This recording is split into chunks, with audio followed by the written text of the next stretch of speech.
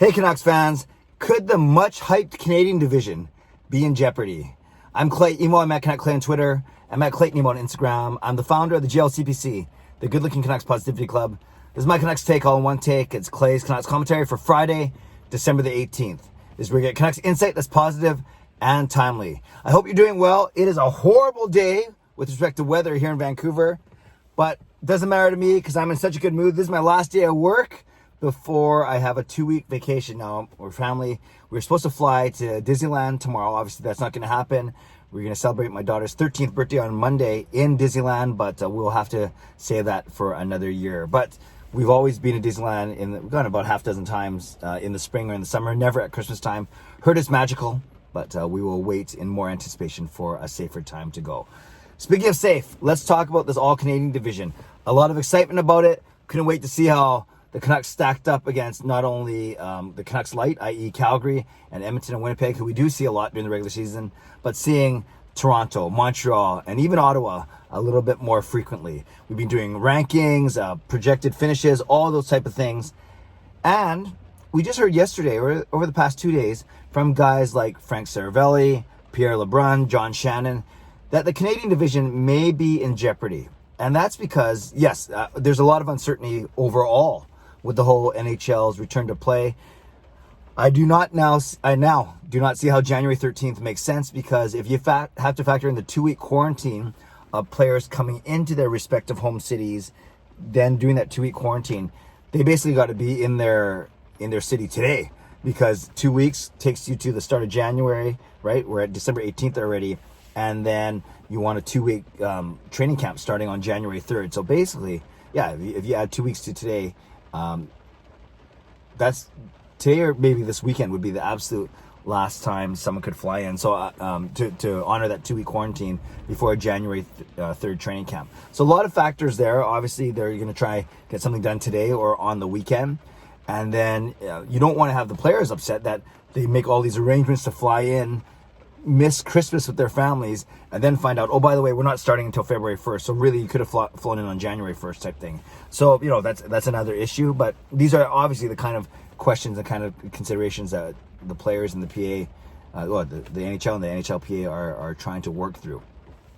But when it comes down to this all-Canadian division, the challenge is there are obviously 5 provinces at play: British Columbia, Alberta, Manitoba, Ontario, and Quebec. And those 5 provinces housing the 7 Canadian teams. And each province has its own provincial health authority. And we know that here in BC, our provincial health officer is Bonnie Henry. And they're all varying degrees of strictness. And we saw that when Vancouver was rumored to be a hub city back in July, and then that got changed pretty quick to Edmonton. It was supposed to be Vancouver and Vegas, and became Edmonton and Toronto, if you guys all remember that. But we know that every province has their own health authority and their own level of comfort, strictness. And then there's obviously a national, I don't know if it's a health authority, but a national body as well. So all of these health authorities are talking, and they're all trying to figure out, is it safe for the NHL to return? And I'm sure they're all talking collectively, but then each provincial health officer, each province has got their own regulations as well. So I think it's pretty hard right now to find uniformity. I think it's pretty hard to find consistency, and hard to find agreement and consensus, because it's such an important topic.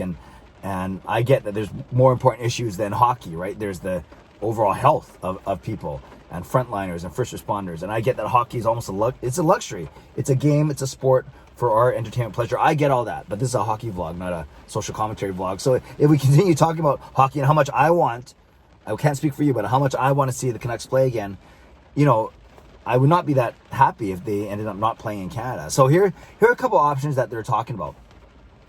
One of them is to do one hub city one hub or bubble city in Canada. So all the teams stay in Canada, all 7 teams, but it's in one city where the numbers, I guess, are under control, or where they can handle things. And obviously Edmonton, Toronto would be the 2 favorites, given that they were able to do it last, a few months ago for the NHL's return to play.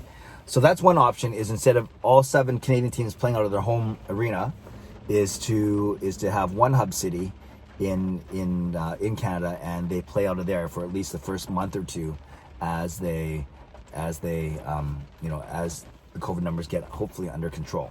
So that's option number one. At least they're playing in Canada. I think that would be agreeable to some players, and there's some precedent there given the bubble from a few months ago. It's going to clear that notification. All right.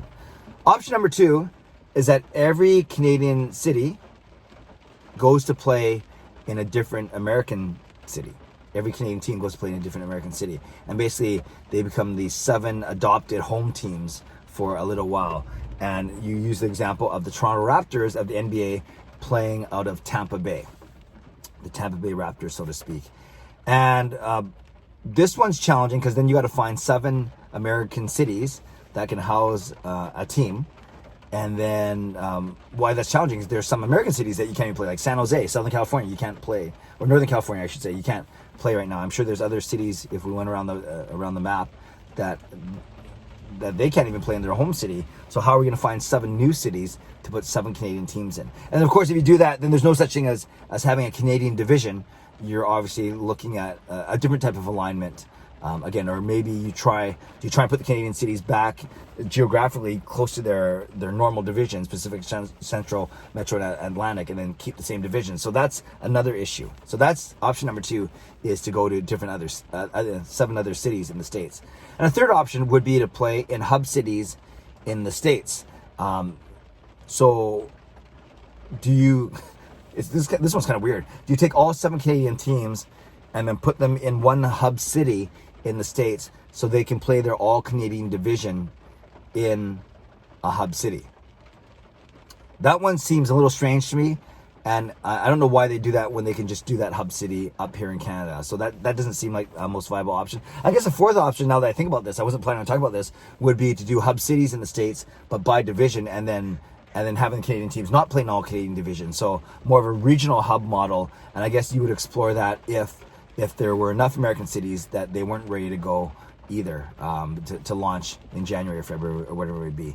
So I think the two that, the one that makes the most sense, if you can't have an all-Canadian division playing out of your home arenas, would be a Canadian hub city. It just logistically and to keep it as an all-Canadian division, that makes the most sense.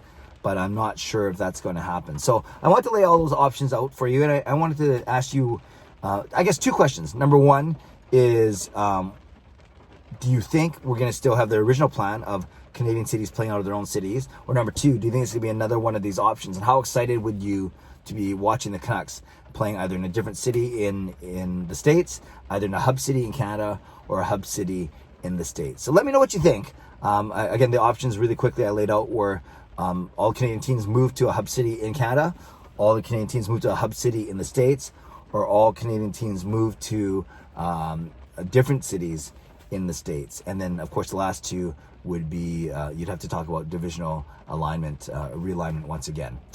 Let me know what you think, Canucks fans. As I talk these out, none of them really appeal to me, but it's out of my hands, and hopefully we'll hear some directives, some direction, and some news over the next 2 or 3 days. But again, I guess the biggest point here is January 13th looks less and less likely as a likely start date. Canucks fans, leave a comment below. I'd love to read, react, to reply to what you have to say. Subscribe if you'd like to. Like this video if you'd like to. Stay safe, stay healthy. Take care of yourselves and take care of each other. Have a great day. I'm off to my last day of work for a couple weeks. God bless, and go Canucks go.